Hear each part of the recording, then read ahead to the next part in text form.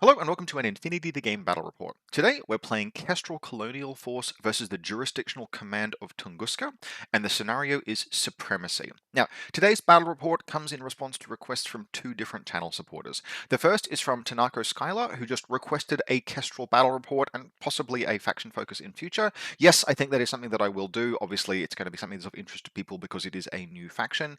Tunguska kind of notes that where do you start with Kestrel? It's a very deep faction, and I agree. We'll be talking about that a little bit when we get to looking at the list that we're going to be playing today.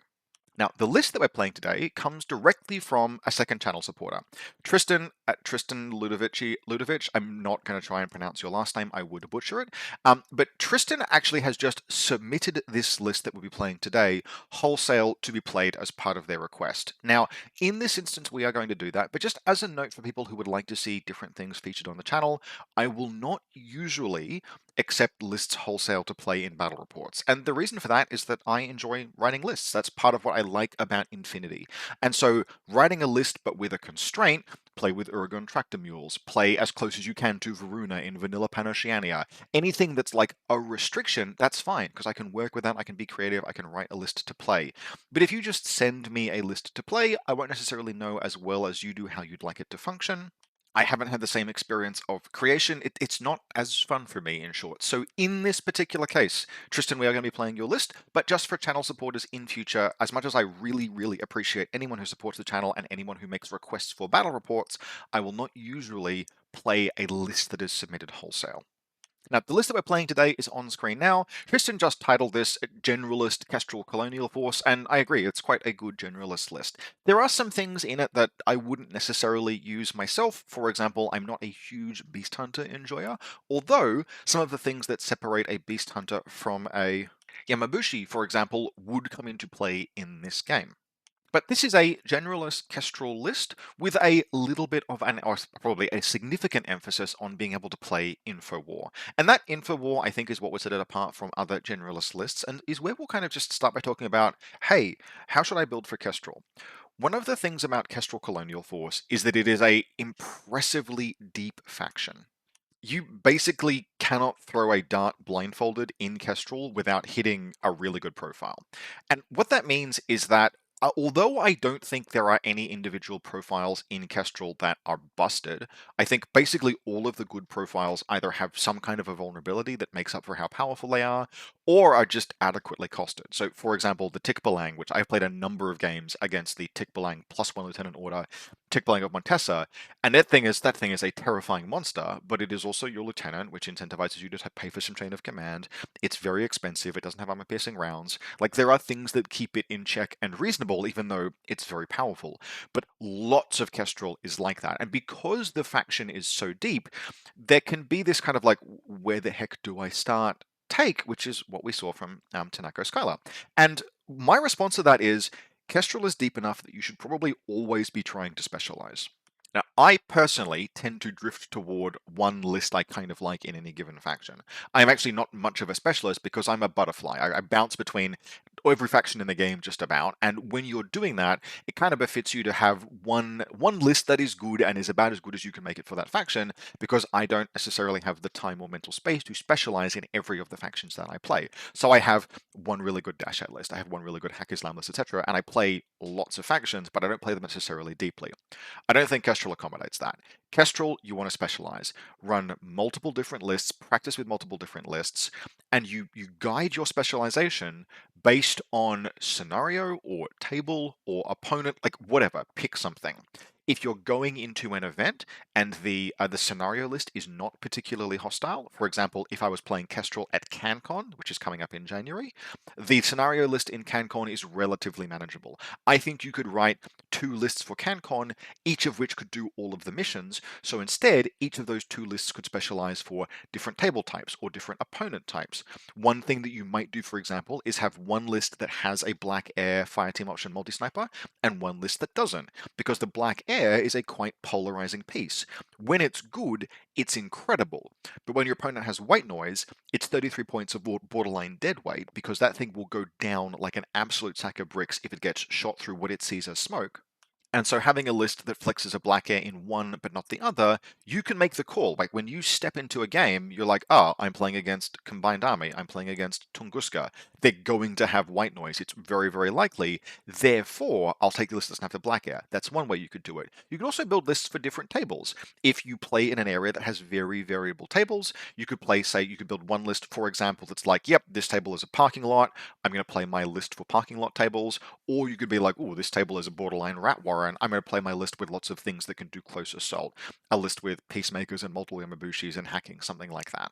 But basically, however you want to build Kestrel, the broad array of profiles you have access to has so much consistent quality that pick a thing you want the list to be good at, and start with that as an idea, and then you build back toward kind of generalist capability. But that is how I would approach the faction. Actually figure out what you want a list pairing, for example, to do, and then specialize your list to accomplish different things based on the constraints that it's operating under. So that's a very kind of like general high level approach. Let's have a look at the list that we are playing today.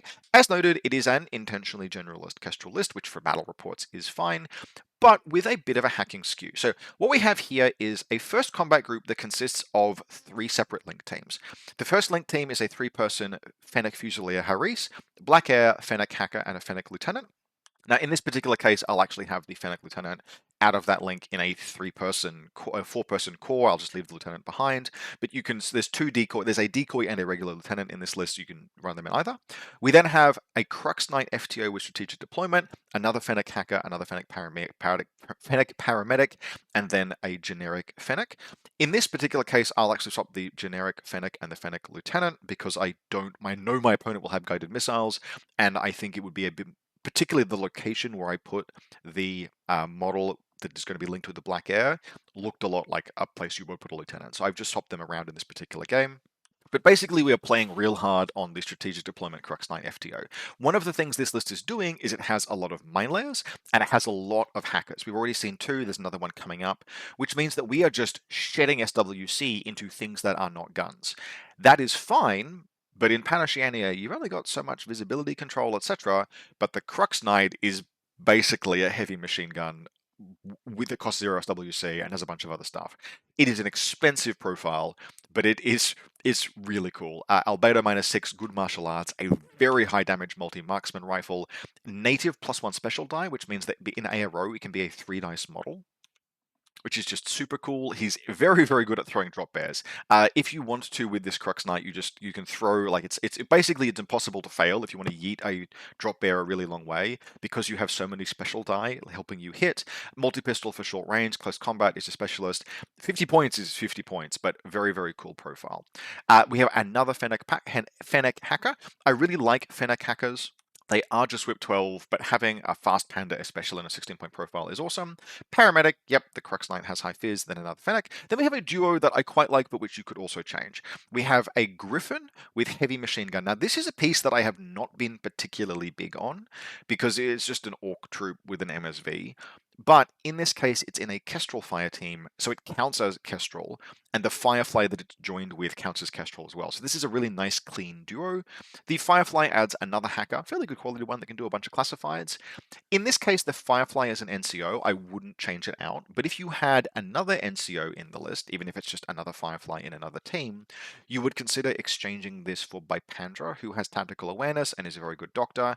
She potentially synergizes a little bit better with the Griffin directly.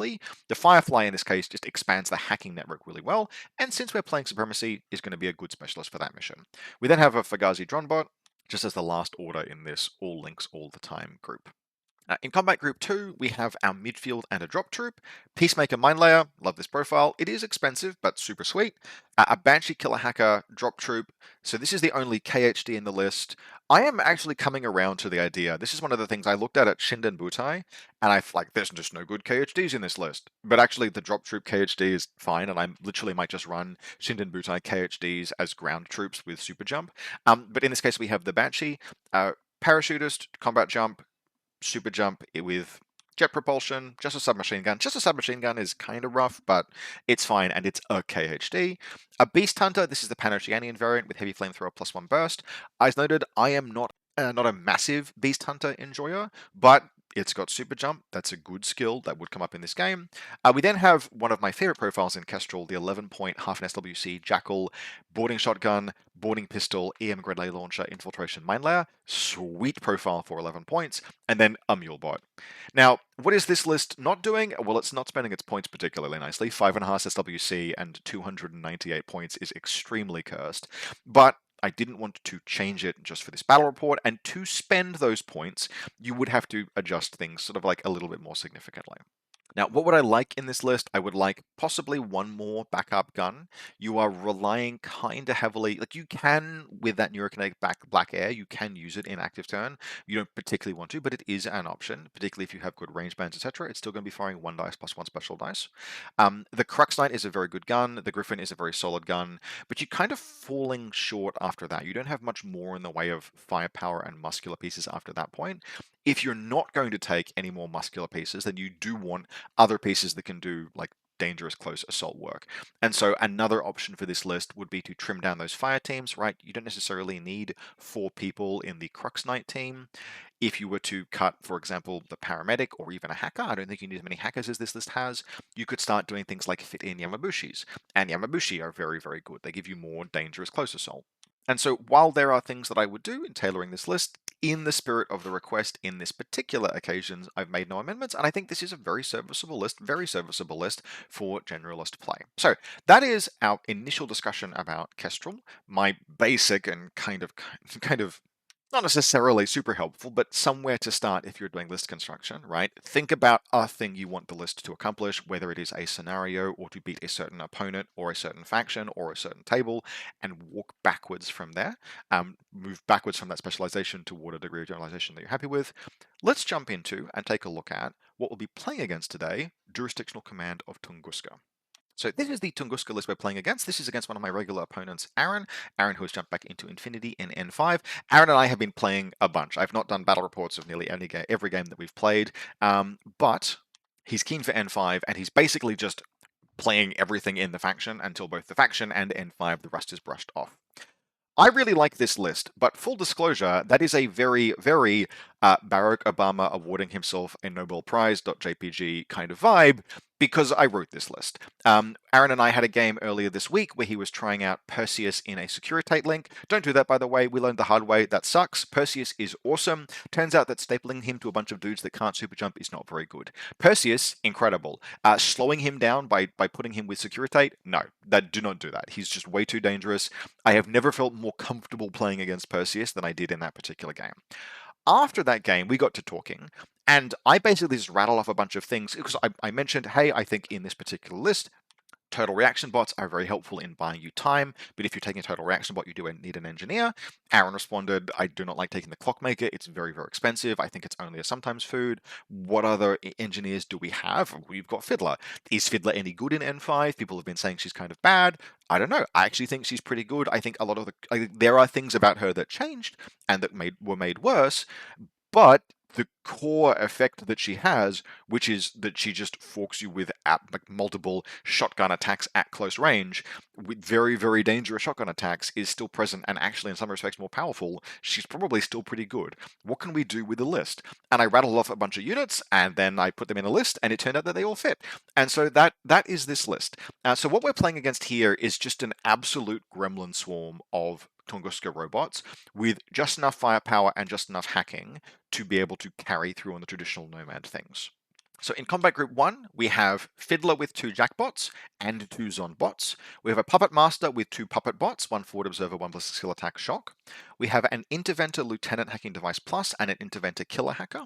A Warcore, a Kreezer Borak, Perseus in a duo with a Stemplar Zond. That is a pure duo. It's the Niamnik team. I probably mispronounced that. Pure duo, so they get fire team bonuses. A Transductor Zond and a Vertigo Zond, and then in Group 2, we have a Reaction Zond, a Transductor Zond, then McConnelly, a Zelen Krieger, and a Salamandra Pilot. The Salamander Pilot, I would note, is it's a piece I've particularly enjoyed putting in lists, because I do think that when you're running a list like this, this is only just barely enough hacking. In particular, it's very possible for that Interventor Lieutenant to not be in a position where it can safely ARO, maybe at Cybermast, Or just 15 whip is very, very good, but it still won't always succeed. If you can, multiple hackers for AO is very, very nice. Now, in this case, we have just the one regular hacking device, but we at least have two killer hacking devices, and that can go a really, really long way. And we have two killer hacking devices, despite the fact that we have put all of this stuff into this list, because the Salamander Pilot KHD is 10 points for a killer hacker. Cool. Yes, that's literally less expensive than the generic order mooks in this faction, and I get a serviceable killer hacker. Where do I sign? Thank you very much. So I like this list a lot, but of course I do. I freaking wrote it. It also has, I think, 21 troopers. So take that, stick that up your 15, 15 trooper limit and smoke it. This is the kind of thing that you can do with nomads. This is probably my favorite Tunguska list that I have seen in this edition so far. But again, of course it is. I wrote it. So that's what we're playing and what we're playing against. As noted, the scenario is Supremacy. Let's jump in and see how it went. So this is our table set up for Supremacy, playing in kind of like forest outpost, built up against the edges of a forest. If you look at on the top of the table here, you will see some trees, but these are actually just marking the table edge. So the forest ends. There are just some alleyways around the buildings that are on the topmost part of the screen right now, but otherwise that's sort of where the table ends. Aaron has won the role with the Whip 15 Lieutenant, not particularly surprising. He has won the role and elected to set up second on the table edge that he is on. And I do consider just going second, but I know that he's going to have a puppet master, or at least it's very, very likely, right? Pretending that I don't know what is in his list exactly. I know it's likely that he'll have a puppet master, which means he has counterintelligence. I know he's likely to have guided missiles and be able to do some reasonably good offensive first turn things. I don't really want to give Tunguska first turn, so I elect to go first. So I'm going first, and I'm deploying on the right side of the table. Now, in terms of deployment, we have our 4-person, but it will very soon be a 3-person team in the bottom right corner of the screen here. We are making use of strategic deployment from the Father Knight, but it is really not doing very much of anything. It's saving us all of perhaps half an order, and I find this is often the case. I do not like strategic deployment as a rule. I find that it very rarely does much of anything, and it's a very expensive rule. 4 points for strategic deployment could seriously buy you a bunch of stuff in a list. Like, you shave that, and then a little bit something else, and all of a sudden you're turning things like Flash Pulse bots into borderline, like Yamabushi level pieces. So in this particular case, it's getting us half of an order potentially. Don't know if it meaningfully had an effect on the game, and particularly defensively, where you often want to take use of depth, I find that is often the case as well. So maybe this is something I would change about the list if I was to play it again, but in this case, we have it, so we're making use of it. The Father Knight and team are positioned here. They are ready to move up fairly aggressively around this helicopter. There are a couple of paths that I could take if I wanted to attack Aaron's deployment zone, and because I'm going first, I also want them to press buttons on the first turn. Supremacy is a scenario where if you're going first, it can be quite easy to fall behind on scoring as your opponent just maneuvers to get those points from securing more zones. And so I find if you can, an attack run that also presses buttons can be very, very valuable. We then just have just a smattering of remotes. The Peacemaker is hanging out here behind this building. The Flash Pulse bot is behind this bridge. The Mule bot can't be seen, but it is behind this building in the top right. The team that will eventually comprise the Black Air is in the back of my deployment zone, but the Black Air is my reserve drop, and I'll explain that, very important, in a second. We then have the Griffin and the Firefly in their duo, just hanging out here. Now, the Firefly is not up against cover or anything, but because I will always be spending the NCO order on them, I always have at least one order to move them out, so they're positioned a little bit aggressively. We then have a smattering of mines throughout the midfield. One mine is behind the helicopter here, thanks to the grenade launcher mine layer Jackal positioned just behind this building in the midfield. Now, this positioning, along with one other camouflage marker, is also quite important. So we have, in just about but not quite the middle of the table, we have the Jackal mine layer here. Now, it's projecting a 24-inch range band with its grenade launcher, probably something like that or thereabouts. So into quite a lot of Aaron's deployment zone, but not all of it. What I'm specifically doing is I'm trying to corral important pieces of his back into this corner especially, which is why the Jackal is just a little bit further in this direction toward the bottom side of the table, as you can see in this picture. I want to kind of push Aaron to put something there, because a camouflage marker that is deployed over here behind this building is going to be the Beast Hunter, and the Beast Hunter has a nice clean line over these rooftops thanks to Super Jump. In this particular case, Aaron obliges. His interventor deploys behind this crate, but he defends it very, very heavily. The war correspondent is on these stairs with a nice sort of like cross-field line of fire. It's not watching my deployment zone, but it's watching many of the approaches.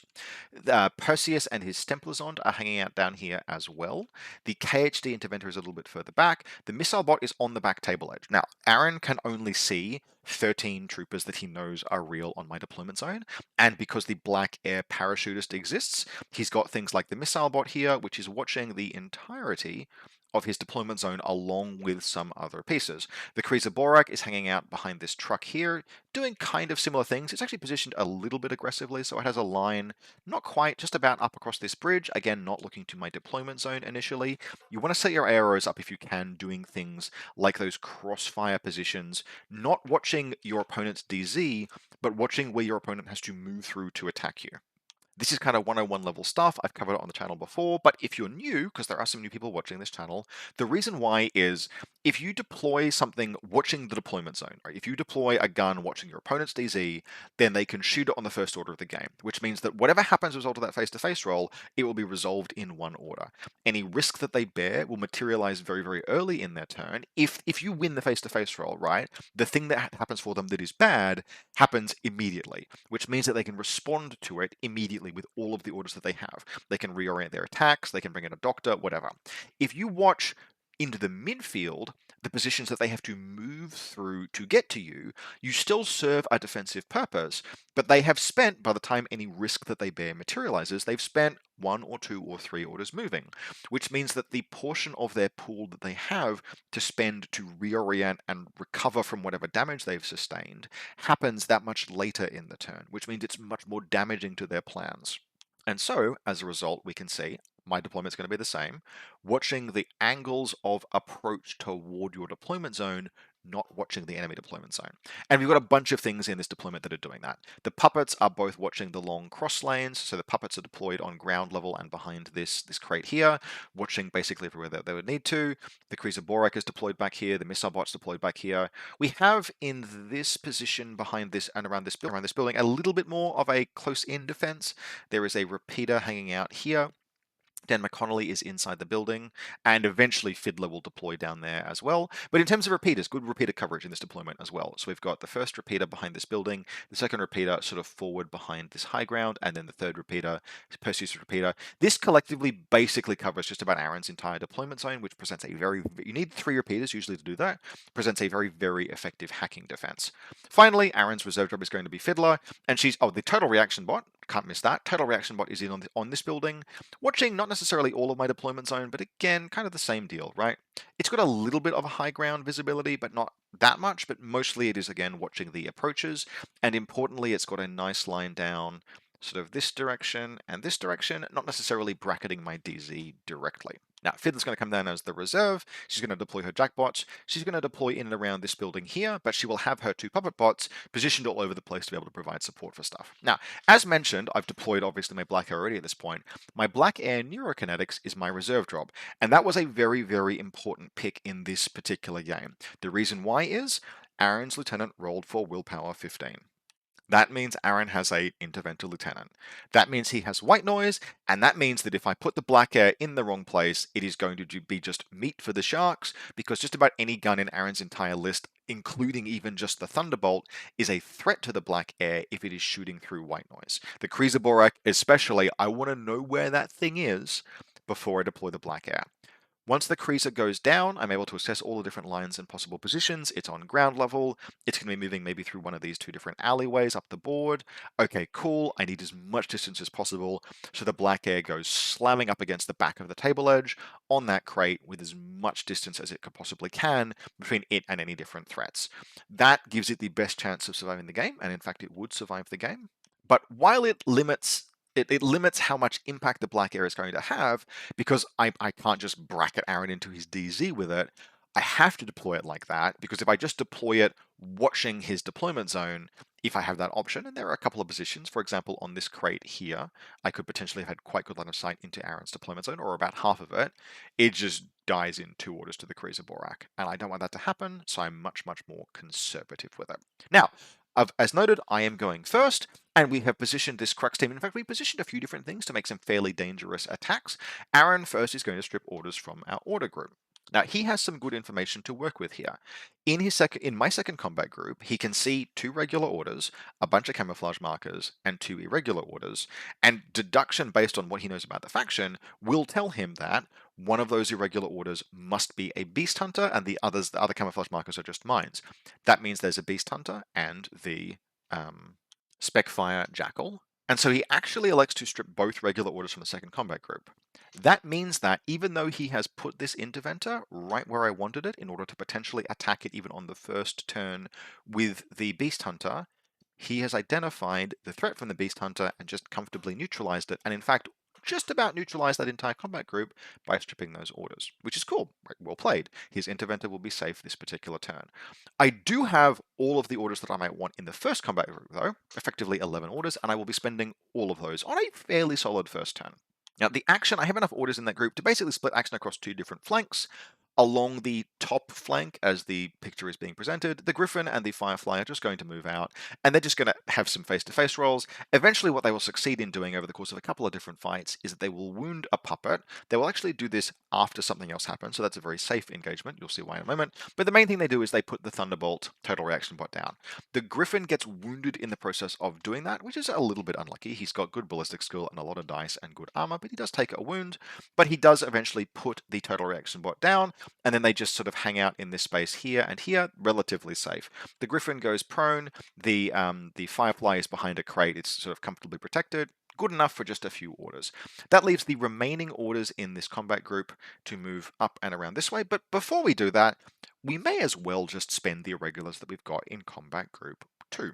And so the first of those we spend moving the Beast Hunter forward, using Super Jump, it boings forward, there's a nice safe position like between a crate and a staircase, underneath this overpass here. It's just going to go there. That's going to be a real pain. Firstly, it'll go into Aaron's side of the table, and secondly, it'll be a real pain for him to deal with, but mostly it just means that he has to put models in that zone, otherwise I will score it. Sweet, cool, good use of an irregular. The other use of an irregular that we're going to use is to showcase one of the things that I really like about these Jackal infiltrators, and that is that they are a infiltrating irregular mine layer. Okay, cool. Well, they give us 11 points for a mine. They have a template themselves. You couldn't really ask for a lot more for 11 points. Like, these things are probably better than Delami in many respects, and that's a hell of a bar to clear. But they are still an irregular. And you want to be able to do things with your irregular troops if you can. Yes, you could just spend the entire game converting those irregular orders regular, but you won't always have that many command tokens. I have speedballed this game, for example. And so, especially if you're taking multiple irregulars, having irregulars that can be good uses of their own irregular order is just fantastic. And so in this case, we have an EMLGL. We're just going to spec fire it. It's basically free. And so we do. And so we spec fire Puppet Master. And we crit. And we isolate and immobilize him and turn both puppets off. That's a pretty good use of 11 points. Good work, Jackal. So basically that is actually, I think, the first face-to-face roll of the game. That all happens before the Griffin does anything. That's a fine use of 11 points. Zoop zoop, we have just turned off both puppets and stripped a regular order out of Aaron's combat group on his first turn. Good work, Jackal. Anyway, so Jackal does stuff, Griffin does stuff, and then the Crux Knight and team go, and they're basically going to sweep up and around here like this, and along the way they will take gunfights that they can, Crux Knight leading the charge the entire way. The Crux Knight is going to comfortably take out the Flash Pulse remote that is hanging out behind this building here. Den McConnelly will actually dodge forward and around to try and stop him. Crux Knight will engage and kill Den McConnelly, although I will take a wound as part of that movement, but I still get the kill. We press both of these buttons as part of this movement, and then end up with the team basically in this kind of like nook position here. There's a mine protecting them. The Crux Knight is very dangerous in ARO. He's got high ballistic skill, good armor, good BTS, and because he's natively +1 special die, the Crux Knight is firing 3 special die in ARO, which is just like really hard to punch through. Not a lot of pieces can comfortably deal with a Crux Knight in any capacity if they're trying to just engage him with BS attacks. Very cool. Now, we don't have any like nice and clean and easy drop bears that we can throw. There's nothing that really leaves out, but we do have one spare order left at the end of the turn. If we didn't have strategic deployment, we might have had to have used that order to move forward. As it is, we put a repeater down in the building here using the fast panda that the hacker has. So that's nice. That is going to actually make life a little bit annoying if, for example, Aaron gets his puppets back online, which he will do. But basically, this is a solid first turn. I have pressed two buttons.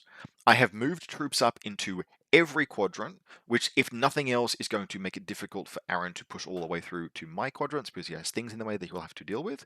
I've scored 3 kills, which is not bad for like 3 kills, effectively 4. So I have knocked 3 things unconscious or killed them, and I have rendered a third isolated, which is, as far as turn 1 attacks go, is pretty damn solid.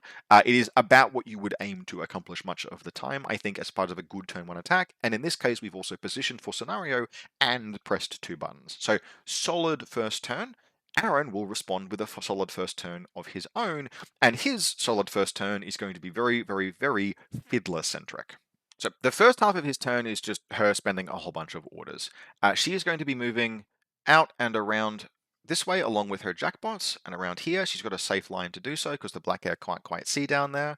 And along the way she is going to be activating her helper bots. Now first, there does need to be some white noise placed down over the total reaction bot because the black air isn't actually the black air firstly can see the TR bot, the downed TR bot, but secondly it could see the gap that the helper bot would have to follow to get to it. So Interventor Lieutenant Order White Noise, boop.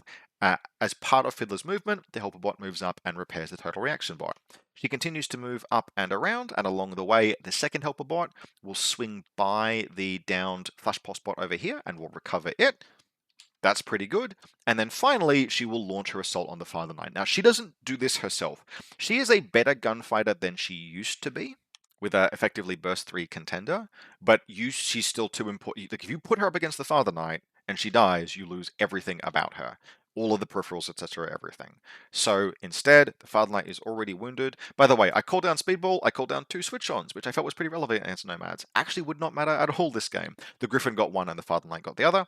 The Father Knight, who was wounded from his engagement with Endor Connolly, is hanging out behind this crate, and 2 puppet bots, just 2 jackbots, sorry, just come up this way and around and engage him at point blank range with their shotguns. And he's pretty good, but he can't take 4 shotgun bursts split from between 2 different things. So what I do in an attempt to minimize the damage, he engages one of them. He actually breaks out of the link because he's still +1 special die. He engages one of them, and the hacker attempts to oblivion the other. None of it works. The Crux Knight is fighting a shotgun at close range, just using his pistol. He loses the face-to-face roll there. The hacker whiffs, but will succeed in a subsequent order. But the Father Knight goes all the way down, burning to Vulcan shotguns. The helper bots then continue up and around and over, and Fiddler gets involved at this point, right? It's safe to do so now that the Father Knight is down. So she and the 2 other helper bots, 2 other jackbots, fork in and around and engage the hacker that is hanging out behind here with the Father Knight. And although I am able to actually win a face-to-face roll and oblivion one of the jackbots, it goes down and out. He goes down absolutely screaming. He can't fight all of them, and so he dies. At that point, Fiddler has 1 order left and she pulls back. And with that 1 order, this helper bot that was hanging out here comes up and over and succeeds in turning the Puppet Master back on. So that alone is a hell of a first turn, but that's just orders from Combat Group 1. The Puppet Master also spends their irregular just to move puppets around. In Combat Group 2, there are still a few orders, which we use to have the Total Reaction bot move up and around this way and over this space here. It's avoiding the black air as it does so, thanks to that white noise. And because Aaron knows that the camouflage marker that I moved into his part of the table spent an irregular order, it has to be a Beast Hunter. The most expensive that a Beast Hunter can be is 17 points. Very, very helpfully, the total reaction bot is, I think, 19 points, so it's exactly enough to outweigh the help of the Beast Hunter, and it moves up and around here, and it actually gets a kill on the... I had to deploy kind of awkwardly. This table was a little bit hostile to Peacemakers, and I really wanted mines all over the place. So it eventually engages and destroys the Oxbot, but the Oxbot lays down some mines as part of that. It's fine. That's a fine exchange. I am comfortable under normal circumstances with my opponent spending 4 orders to kill an Oxbot, during which time I get to lay a mine. But it is worth noting as a kill, and the Thunderbolt gets up and around to here, hiding otherwise from the black air. So, at the end of the first round, I still have 2 buttons pressed, but I do not score more zones than Aaron. We each score 1. And whereas I began my offensive putting 3 models unconscious and 1 model isolated, Aaron has recovered 2 of those 3 models and removed the isolation and killed a 50-point Crux Knight and a 16-point Fennec Hacker. So that is quite a reversal and a really good showcase in, especially if you can do efficient force reconstitution, right? Because Fiddler's moving up to attack anyway. All she has to do is give up a short skill here and there in order to recover these pieces that were downed. This was very clean, very efficient force reconstitution, and basically by the end of this round, all of a sudden I am technically still ahead on score, but damn, the attrition lead is kind of just disappearing. So going into my second turn, we can see Fiddler has ended up, she's hanging out on these stairs. We have the bot that was isolated. It will be back later on because of course she is an engineer, and the other bot guarding Fiddler. So far, only buttons pressed are mine, and I do have tons of mines in the midfield, but we're kind of running out of troops to do stuff with. Still, we are playing Pan-Oceania. The first thing we have to do is take some gunfights. So the Griffin that is wounded from its last fight with the Thunderbolt Total Reaction Bot just takes that fight again, and it gets crit again. But in this particular case, I spang both armor rolls. Thunderbolts are not hugely dangerous. I am armor 4, and a couple of face-to-face rolls later, we put it down. Excellent, good work. With the small number of orders we have left in the same combat group, we are also going to have the Firefly crawl its way down these stairs and walk just across the halfway line so that it can do net undermine. It will then cycle back and press this button. It's doing all of this while it's moving to these positions while the Griffin is having face-to-face rolls, and then it will come back to get back into this zone after it presses the button. So in terms of collective work of this combat group, we only put 1 trooper down. We put the total reaction bot down, and it's probably too far away now for a helper bot to be easily recovered. But we do put it down again, and we accomplish both a classified and press a 3rd button. So that puts us with 3 buttons pressed and the classified done, which means that if we can keep the score even remotely even, we're not in a terrible place. It's not how I like to play Supremacy. Ideally, I would much rather just step on my opponent as hard as possible on the first turn if I'm going first and ride that to victory. But Aaron's list has 6 billion different gremlin robots in it, and it's just not easy to attack it with this kind of a Pan-Oceanian list. So we have to play, God forbid, a fair game of Infinity. But we will try and be a little bit unfair here. We have just cleared the way. The Beast Hunter is now going to do its thing. It will move and then super jump, and it will make the run, super jump again. There is an attempt to discover it which fails, and then it activates again and bounds forward over onto this crate here. It does get discovered as part of that movement, but it makes it all the way there safely. And then I stop and I fuck around for like 2 minutes trying to make sure that there is a parabolic arc that gets it down into combat with the Interventor, because parabolas are not easy to eyeball. What a fun addition to the game, having to guess parabolic movement as opposed to super jump in N4, which just work kind of cleanly. Let's divide that into 2 separate rules. I'm not a huge fan of super jump versus jet propulsion and the entire idea of parabolas, but whatever. They're in the game now. We engage with them as good faith as we can, and I decide that, yeah, there's probably a line. There's probably a parabola that gets me there. It might be a slightly curved one, but we can argue about that in the comments. It still technically fits the definition of a parabola, even if it is not really meaningfully different from movement that I would otherwise make using the super jump jet propulsion rule. So we parabolically jump down into close combat with the Interventor, and basically everything shoots except the Interventor, who dodges, which is a very good ARO choice. Now, at this point, I have to make a call. I'm not going to survive to make 1 more order. I'm being shot at by linked Perseus, a linked robot with a combi rifle, a missile launcher, a Kreezer Borak, and a puppet, and a Flash Pulse Warcore. That Beast Hunter is dead as hell. Option 1, Flamethrower the Interventor. It's attempting to declare a dodge, which means that it's got a better than 50% chance of surviving. Option 2, Stab the Interventor. The terrible downside of that is that Beast Hunters kind of suck in close combat. They're just CC21, they don't have anything particularly special going for them, they're just not very good close combatants despite the fact that they kind of look like they're meant to be. CC21 is a little bit of a trap. I have an okay chance of killing the Interventor if I make a CC attack. And this is one of the things actually that differentiates a Beast Hunter from, for example, a Shinden Butai Kyojin killer. Even though I'm not necessarily even a particularly big fan of Kyojin killers any more than I am of Beast Hunters, in a case like this, The fact that the Kyojin Killer is native burst 2 in close combat means that that fork that it's presenting actually is scary and dangerous, because the burst 2 in close combat gives it a very good chance of putting the Interventor down. The Beast Hunter with just one dice rather, I am not hugely willing to risk a kind of anemic CC flamethrower fork, so I just put burst 2 flamethrowers into Perseus and burn him to death. Perseus is terrifying, and if that's what I get from this attack run, putting him down is totally fine. As is predicted, the Beast Hunter takes something like 4 saves in this face-to-face roll. Actually, only goes unconscious, but yeah, gets put down by a combination of missiles and guns and etc. Still, as far as it goes, and given that the attrition deficit is the attrition is not going my way, that is not at all a bad second turn. Although, if Aaron did not go into his, the fact that Aaron's going to be going into his second turn with more orders than I would like because he bought all of that stuff back makes this somewhat of a bitter pill to swallow. I feel like the game right now is very even as Aaron heads into his final turn, rather than not final turn. Aaron heads into his second turn rather than necessarily good. Now, in terms of making good on his second turn, this is the turn that Aaron wants to make a play to attempt to actually get not a scenario lead, because I have many points based on the fact that I pressed all of the buttons, but get those 2 points for scoring more zones. And the way that he wants to do that is particularly it's by dealing with the troops that I have shoved into this quadrant over here, and then scoring this quadrant over here. Fiddler is well positioned to do the latter. He needs to deal with the former, and he should have enough resources to do it. Now, the solve for the defenses I have in place on the bottom flank of the bottom side of the screen is quite easy. Fiddler's going to move around and recover that isolated jackbot, and then the jackbot's going to come around, cop the mine, and just annihilate this poor Fusilier paramedic. I have other pieces in this zone, but that's comfortably enough in this particular case. Fiddler will end up hanging out behind this crate, and she's 20-something points. That's enough to secure this zone. Along the top flank, for want of a better word, Aaron has to deal with the Griffin Trooper and the Firefly Hacker. Both of those are dealable with. The Stemplazon is going to first move up and deal with the Griffin.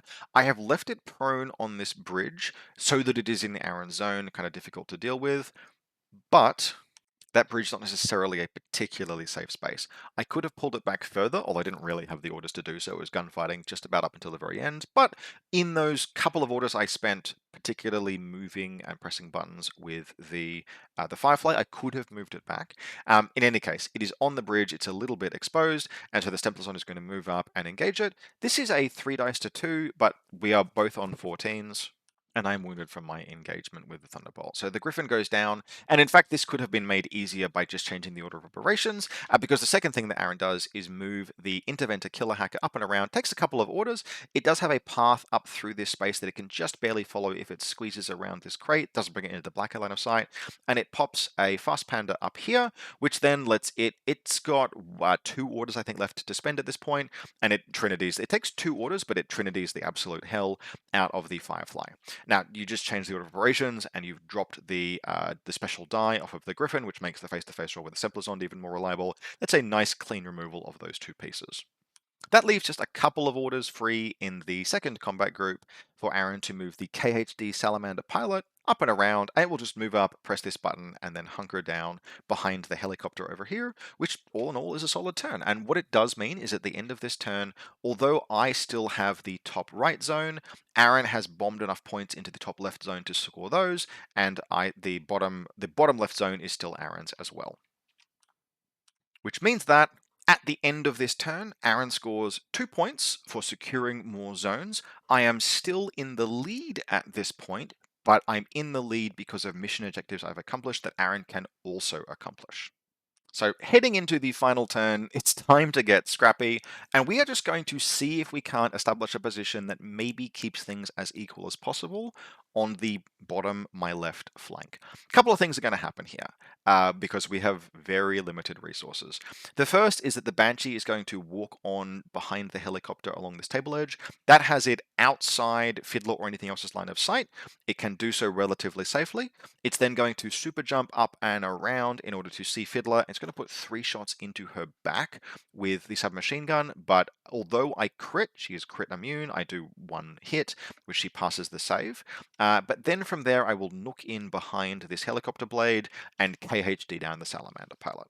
That's basically all that I have the orders to do. I've used all of my command tokens at this point, I think. I have one irregular order left that I can spend. We'll get to that in a moment. But we do have in our first combat group some regular orders left, and the Fennec Fusilier Lieutenant is going to shine. He's going to come out and around this way, and then down here. Actually, sorry, no, he comes up and around this way, engages and destroys the Jackbot, jumps down here and then comes around the crate to catch Fiddler out of cover while I'm in cover, thanks to the crate.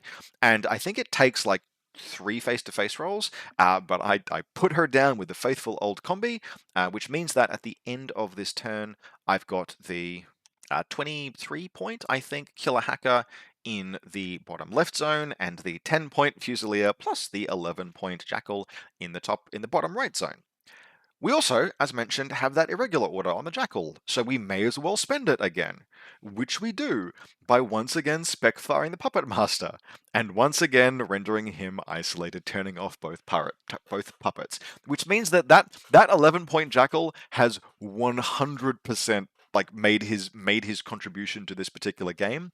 Absolute MVP, champion little piece, and that's why I like the 11-point Jackals. I got absolutely lucky with them this game, but just isolating a key piece like that twice in a row wouldn't have worked if I'd tried for a really long-range bomb, for example, against the Interventor Lieutenant, but if I'd had 2 Jackals, I would have had one potentially in range. So yeah, that was just super awesome.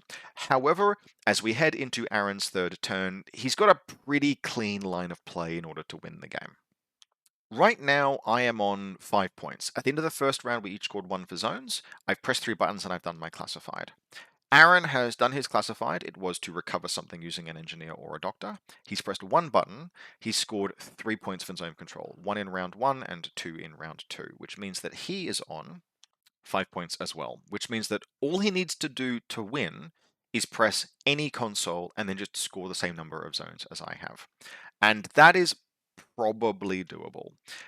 Even though, look, I've got the biggest challenge is the fact that I have the Banshee hanging out in his side of the table behind this helicopter.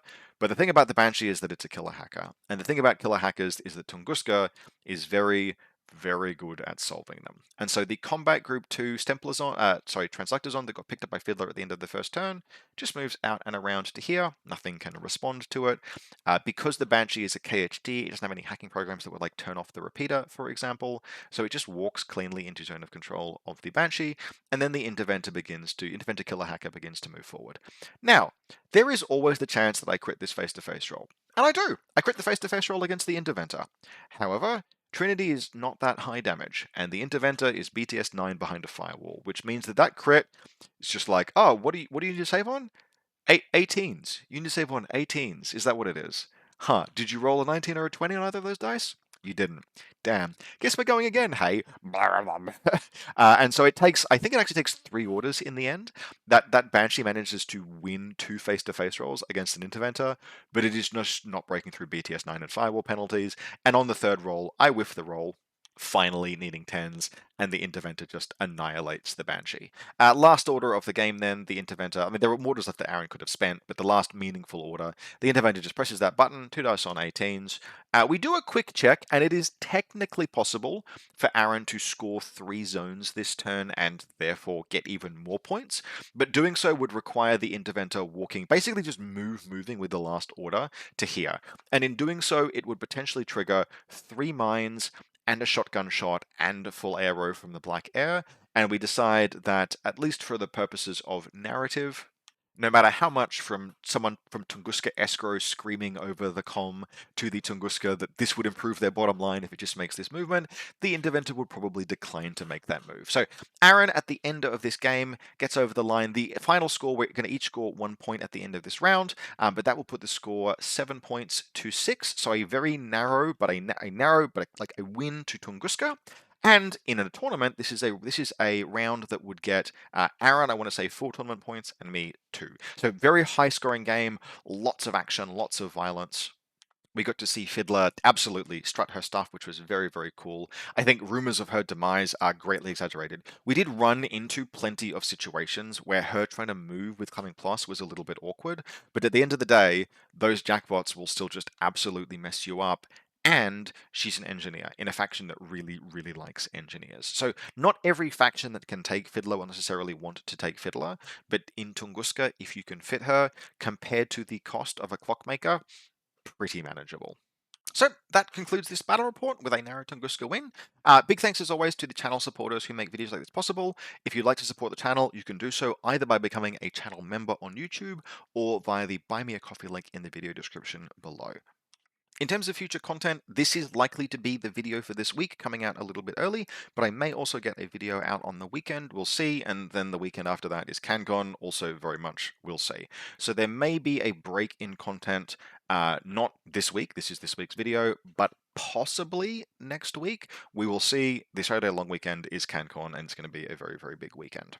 I will be catching up with a bunch of mates from interstate. There are going to be Infinity games played. I'm very, very much looking forward to it, but finding time around that to do a video is a little bit of a maybe. However, as always, very much hope that you've enjoyed this, future battle reports and faction focuses, and I'm looking to do a Infinity N5 1 and a bit months in. All of that content is potentially coming up in future. Hope you'll stick around for it. Hope very much you enjoyed this, and I'll see you next time.